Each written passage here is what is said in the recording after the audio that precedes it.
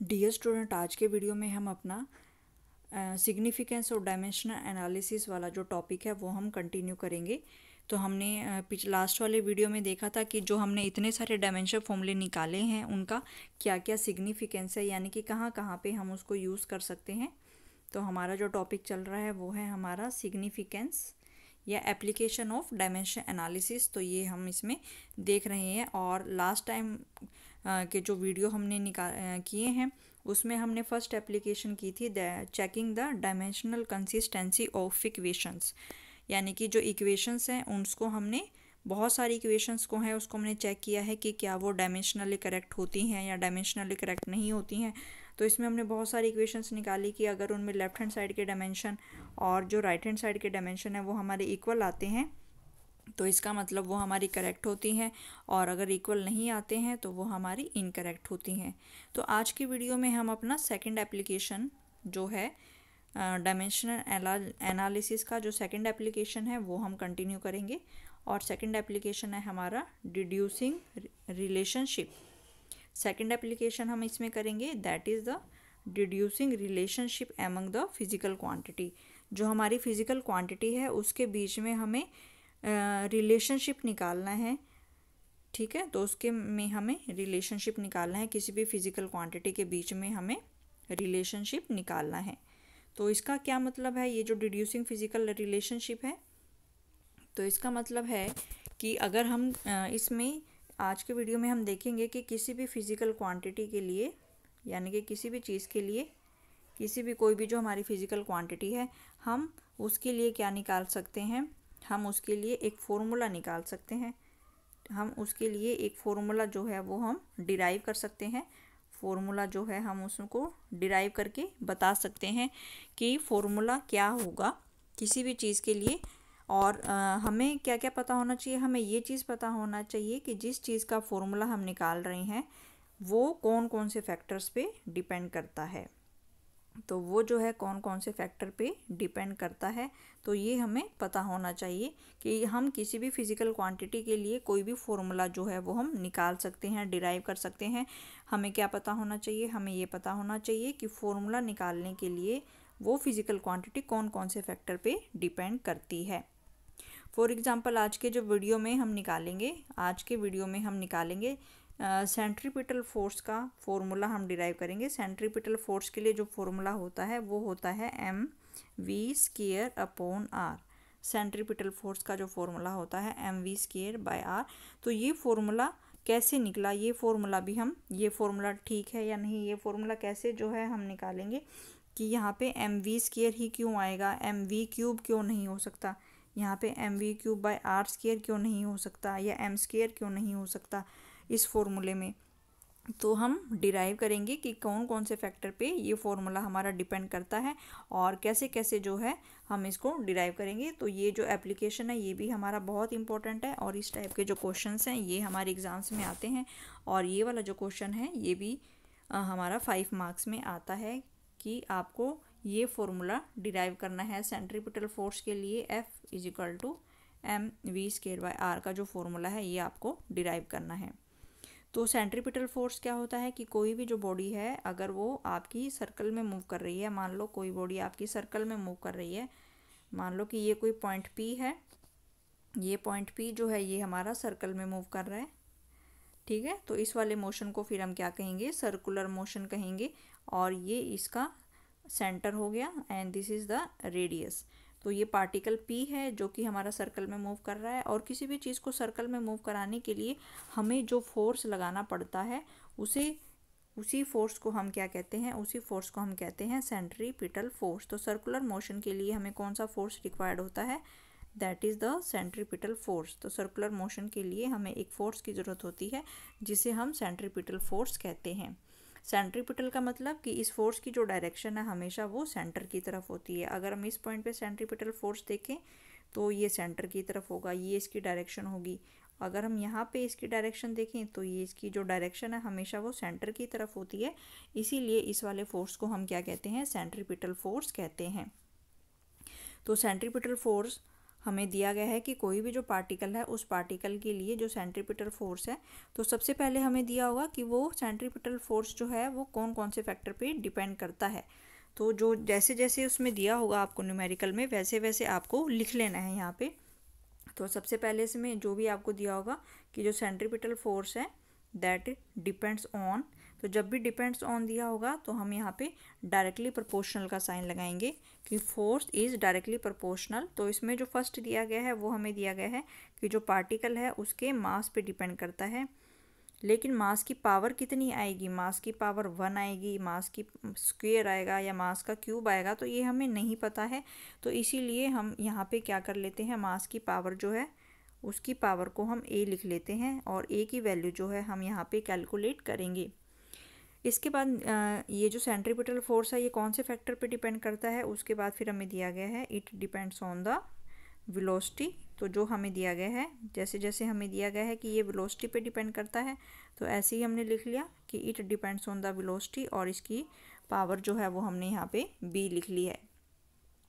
इसके बाद नेक्स्ट यहाँ पे दिया गया है कि वो किस पे डिपेंड कर रहा है, that depends on the radius, और रेडियस की जो पावर है वो हमें यहाँ पे क्या दी गई है, c दी गई है। तो जैसे जैसे हमें यहाँ पे दिया गया है वैसे वैसे हमने लिख लिया है। तो फर्स्ट इक्वेशन में हमें बताया गया है कि जो सेंट्रीपिटल फोर्स है वो मास पे डिपेंड करता है, बॉडी के मास पे, तो हमने लिख लिया कि भाई मास की पावर a पे वो डिपेंड कर रहा है। फिर सेकंड इक्वेशन में हमें दिया गया है कि जो फोर्स है वो हमारा वेलोसिटी पे डिपेंड कर रहा है, पार्टिकल की वेलोसिटी, तो पार्टिकल की वेलोसिटी को हमने क्या लिख लिया, वेलोसिटी की पावर b। और थर्ड केस में हमें दिया गया है कि जो सेंट्रीपिटल फोर्स है वो सर्कल के रेडियस पे डिपेंड करता है, तो इसलिए हमने इसको क्या लिख लिया, रेडियस की पावर c लिख लिया है। तो अब हम जैसे जैसे हमने ये अपना वर्ड्स में लिखा है वैसे वैसे हम इसको मैथमेटिकल इक्वेशन में लिख लेंगे। तो मैथमेटिकल इक्वेशन में लिखने के लिए फिर हमने इसको लिख लिया f is directly proportional to, इसको हम लिख लेंगे m की पावर a। तो ये हमारी फर्स्ट इक्वेशन हो गई। और फिर है f is directly proportional to velocity की पावर b, तो इसको हमने सेकंड इक्वेशन लिख लिया। और फिर है हमारे पास f is directly proportional to radius की पावर c, तो ये हमारी थर्ड इक्वेशन हो गई। तो अब हमें क्या करना है, तीनों इक्वेशंस को कंबाइन करना है। तो जब हम इन तीनों इक्वेशंस को कंबाइन करेंगे तो तीनों इक्वेशंस को कंबाइन करके फिर हमारे पास क्या आ जाएगा, इसको हम क्या लिख सकते हैं, f is directly proportional to m की पावर a और v की पावर b और r की पावर c। तो तीनों इक्वेशंस को कंबाइन करके ये हमारे पास आ गया। नेक्स्ट स्टेप में हम क्या करेंगे कि हमें यहाँ पे ये जो डायरेक्टली प्रोपोर्शनल का सिंबल है हमें इसको हटा के इक्वल का साइन लगाना है। और जब भी हम यहाँ पे इक्वल का साइन लगाएंगे, डायरेक्टली प्रोपोर्शनल का सिंबल हटा के जब भी हम इक्वल का साइन लगाते हैं तो ये जो राइट वाली टर्म है इसको हमें कांस्टेंट के साथ में मल्टीप्लाई करना पड़ता है। तो इस वाले टर्म को हमें कांस्टेंट के साथ में मल्टीप्लाई करना पड़ेगा, तो वो कांस्टेंट हमने क्या लिख लिया, k लिख लिया। और फिर हमने यहाँ पे लिख लिया m की पावर a, v की पावर b और r की पावर c। अब हम क्या करेंगे इसमें, अब हम यहाँ पे हमारे पास है f इज इक्वल टू, ये इक्वेशन हमारे पास क्या बन गई, f, ये बन गई हमारे पास f is equal to k m की पावर a, v की पावर b और r की पावर c। तो यहाँ पे हम देख रहे हैं कि यहाँ पे इक्वल का साइन है, तो कोई इक्वल का साइन है तो इसका मतलब ये इक्वेशन हमारी ट्रू इक्वेशन है। तो इसका मतलब फिर हम इसमें, अगर ये इक्वेशन में यहाँ पे इक्वल का साइन है तो इसका मतलब कि जो लेफ्ट हैंड साइड के डायमेंशन है वो किसके बराबर होंगे, राइट हैंड साइड के डायमेंशन के। तो नेक्स्ट स्टेप जो हम इसमें करेंगे कि हम लेफ्ट हैंड साइड के डायमेंशन और राइट हैंड साइड के डायमेंशंस को कंपेयर करेंगे, और कंपेयर करने के बाद फिर हम यहाँ पे किसकी वैल्यू कैलकुलेट करेंगे, फिर हम यहाँ पे ये जो हमारे कांस्टेंट हैं, ये जो हमारी पावर्स है a, b और c की वैल्यू कितनी आएगी वो वैल्यू हमें जो है यहाँ पे कैलकुलेट करनी है। तो सबसे पहले हम यहाँ पे देख लेते हैं कि तो कांस्टेंट है, इसको हम छोड़ देंगे क्योंकि ये कांस्टेंट क्वांटिटी है। तो फिर हम देखेंगे कि इसको हम कैसे लिखेंगे। अब हमें इसके डायमेंशन फॉर्मूले की टर्म में लिखना है, तो m की पावर a को फिर हम क्या लिख सकते हैं, ये आ जाएगा यहाँ पे हमारे पास कैपिटल, इसको फिर हम क्या लिख लेंगे, ये हो जाएगा हमारे पास कैपिटल M की पावर a। इसके बाद फिर हमें लिखना है v की पावर b। v जो है वो क्या है हमारे पास, वेलोसिटी है, और वेलोसिटी की पावर b है। तो वेलोसिटी का डायमेंशन फॉर्मूला होता है हमारे पास L-T-1 और इसकी पावर आ जाएगी हमारे पास b। फिर हमें करना है r की पावर c। जो r है वो भी क्या है हमारे पास, लेंथ है। तो लेंथ के लिए फिर हम यहाँ पे क्या लिखेंगे, लेंथ के लिए हम यहाँ पे लिखेंगे l की पावर c। तो इस स्टेप को बड़े ध्यान से देखना है। तो यहाँ पे जो कांस्टेंट है उसको हम छोड़ देते हैं, या कांस्टेंट को हम लिख भी लेंगे। तो यहाँ पे m, अब हमें इसके डायमेंशन फॉर्मूले की टर्म में पुट करना है। तो m को जब हमने लिखा डायमेंशन फॉर्मूले की टर्म में, ये हो जाएगा कैपिटल M की पावर a, और यहाँ पे वेलोसिटी की पावर b है। तो वेलोसिटी का डायमेंशन फॉर्मूला हमने यहाँ पे लिखा L-T-1, और इसकी पावर हमने यहाँ पे b लगा दी, और फिर है r की पावर c। तो r जो है वो रेडियस है, तो रेडियस भी क्या होगी, एक लेंथ होगी।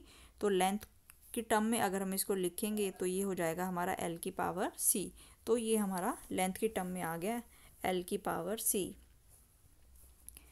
अब हम इनको कर लेंगे। l की जो टर्म है उसको हम इकट्ठा करके लिख लेंगे।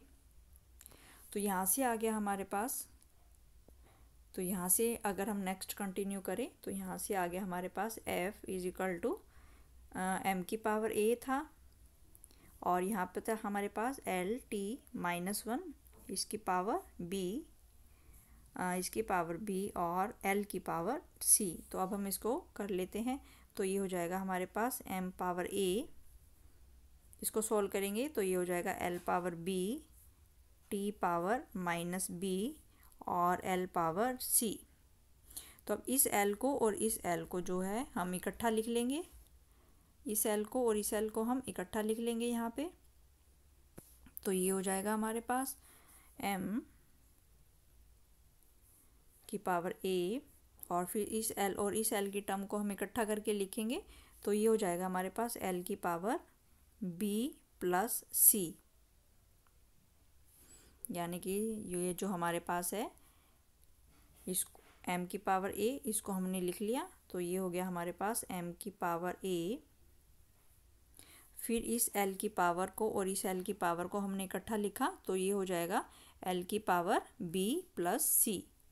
तो ये हो जाएगा हमारे पास l की पावर b प्लस c, और फिर हमारे पास बचा ये t की पावर माइनस b। तो ये बचा हमारे पास t की पावर माइनस b। तो ये आया हमारे पास m की पावर a, l की power b plus c, and t की पावर माइनस b। तो इसी को ही हम अब नेक्स्ट कंटिन्यू करेंगे। ये हमने राइट हैंड साइड को हमने लिख दिया। अब हम इस f का जो डायमेंशन फॉर्मूला है वो हम यहाँ पे पुट करेंगे।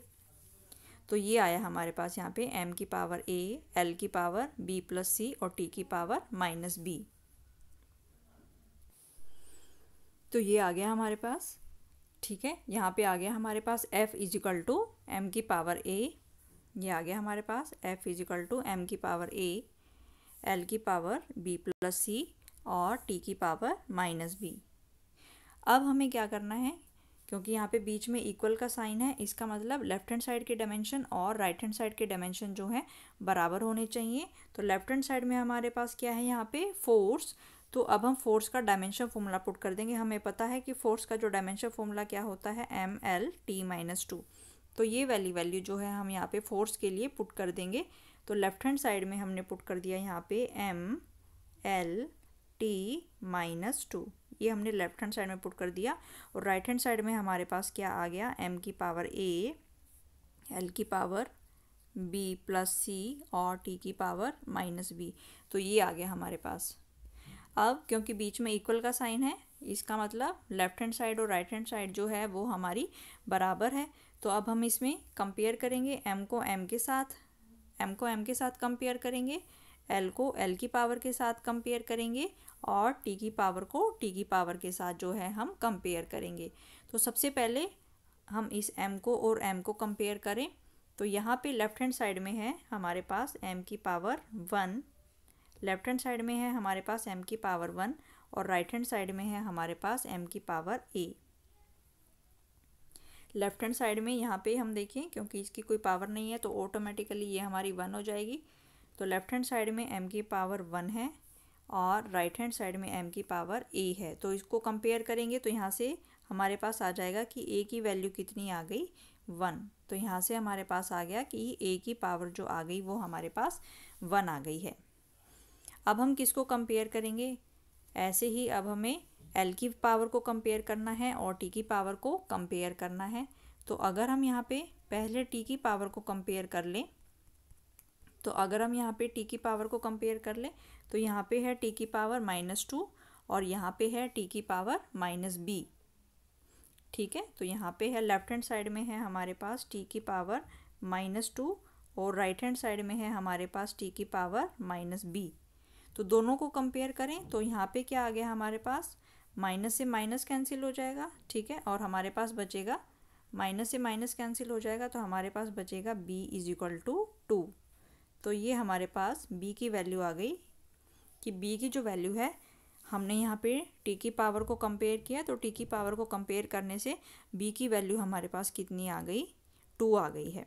अब बची हमारे पास l की पावर को अब हमें कंपेयर करना है। तो अगर हम यहाँ पे l की पावर को कंपेयर करें तो लेफ्ट हैंड साइड में है हमारे पास l की पावर 1, तो लेफ्ट हैंड साइड में है हमारे पास l की पावर 1 और राइट हैंड साइड में है l की पावर b + c। तो राइट हैंड साइड में है हमारे पास l की पावर b + c। तो अगर हम दोनों को कंपेयर करें तो यहाँ से क्या आ गया हमारे पास, यहाँ से आ गया कि b + c = 1 और b की वैल्यू हम निकाल चुके हैं। तो c की वैल्यू किसके बराबर होगी, c = 1 - b और b की वैल्यू अभी हमने निकाली है। b की वैल्यू कितनी है हमारे पास, b की वैल्यू अभी हमने 2 निकाली है। ठीक है, b की वैल्यू अभी हमने कितनी निकाली है, b की वैल्यू जो है अभी हमने यहाँ पे 2 निकाली है। तो हम इसमें b की वैल्यू को अगर हम 2 पुट करें तो c हो जाएगा हमारे पास, c = 1 - 2 = -1। तो यहाँ पे डियर स्टूडेंट, यहाँ पे हमने लेफ्ट हैंड साइड की डायमेंशंस को कंपेयर करके और राइट हैंड साइड को डायमेंशंस को कंपेयर करके हमने a, b और c की जो वैल्यू है वो हमने निकाल ली है। तो वो हम लिख लेते हैं यहाँ पे। तो वो आ गई हमारे पास। तो अगर हम इसको लिखें तो यहाँ पे हमारे पास, इसको अगर हम यहाँ पे कंटिन्यू करें तो a की वैल्यू जो है वो हमारे पास आई है। यहाँ पे a की वैल्यू जो हमारे पास यहाँ पे आई है, हमने यहाँ पे निकाली कि जो a की वैल्यू है वो हमारे पास आई है 1। फिर हमने t की पावर को कंपेयर किया, t की पावर को कंपेयर करके हमारे पास आई b की वैल्यू 2 और फिर हमने l की पावर को कंपेयर किया, l की पावर को कंपेयर करके हमारे पास आया c की पावर -1। तो ये तीनों पावर्स जो हैं ये हमने निकाल ली हैं। अब ये वाली जो पावर्स हैं ये हमें कहाँ पे पुट करनी है, ये हमने जो f का फॉर्मूला लिखा था इक्वेशन नंबर में, जो लास्ट इक्वेशन हमने लिखी थी f = जो हमारे पास ये इक्वेशन थी k m की पावर a v की पावर b और r की पावर c। तो ये वाली जो इक्वेशन है, इस वाली इक्वेशन में हम ये a b और c की वैल्यू को पुट करेंगे। तो यहाँ पे हम a b और c की वैल्यू को पुट कर देते हैं। इस कांस्टेंट को अगर हम यहाँ पे छोड़ दें, अगर कांस्टेंट को अगर हम यहाँ पे छोड़ दें, क्योंकि कांस्टेंट जो है कांस्टेंट है, इसकी वैल्यू हमारी कुछ भी हो सकती है। तो अगर हम यहाँ पे लिखें, कांस्टेंट को अगर हम यहाँ पे छोड़ दें तो यहाँ पे f की वैल्यू क्या है, f की वैल्यू हमने लिखी थी कि वो मास की पावर a पे डिपेंड करती है। फिर हमने लिखा था कि वो वेलोसिटी की पावर b पे डिपेंड करती है। फिर हमने लिखा था कि वो रेडियस की पावर c पे डिपेंड करती है। अब हम a b c की वैल्यू जो है हम इसमें पुट कर देंगे तो ये हो जाएगा हमारे पास m की पावर a की वैल्यू कितनी है 1, तो यहाँ पे हम 1 पुट कर देंगे। फिर है v की पावर b और b की वैल्यू हमने कितनी निकाली है 2, तो यहाँ पे हो जाएगा 2 और r की वैल्यू हमने कितनी निकाली है, r की वैल्यू हमने -1 निकाली है। r की वैल्यू है c की वैल्यू हमने कितनी निकाली है -1। तो ये सारी वैल्यूज़ जो हैं हमने पुट कर दी हैं। तो इसको फिर हम क्या लिख सकते हैं, इसको हम ऐसे लिख सकते हैं। तो अगर हम इसको ऐसे डिनोमिनेटर में ले जाएं यहाँ पे तो हम इसको ऐसे भी लिख सकते हैं। तो ये हो जाएगा हमारे पास f, इसको हम क्या लिख सकते हैं, इसको फिर हम ऐसे भी लिख सकते हैं f = mv²। इसको हम डिनोमिनेटर में ले जाएं तो ये हो जाएगा हमारे पास mv²/r। तो ये फॉर्मूला बन गया हमारे पास सेंट्रीपिटल फोर्स का ठीक है। तो सेंट्रीपिटल फोर्स का जो फॉर्मूला है ये हमारे पास क्या बन गया, F is equal to, centripetal force का फॉर्मूला बन गया हमारे पास F is equal to M V square upon R. ठीक है।